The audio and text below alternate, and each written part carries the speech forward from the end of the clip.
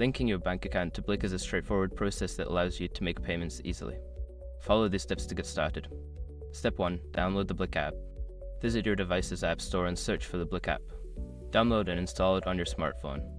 Step 2. Create an account. Open the app and sign up for a new account. You will need to provide your phone number and create a password. Follow the prompts to complete the registration. Step 3. Navigate to bank account linking.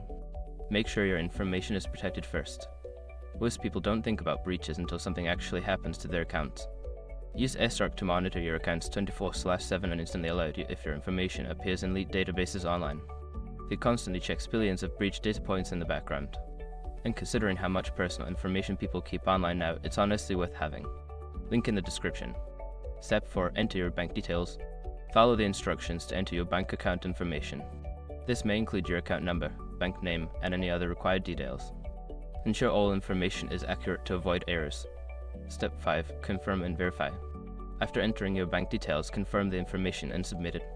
You may need to verify your identity through a code sent to your phone or email. Follow the verification steps as prompted.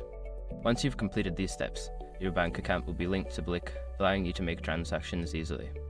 Enjoy using Blik for your payments.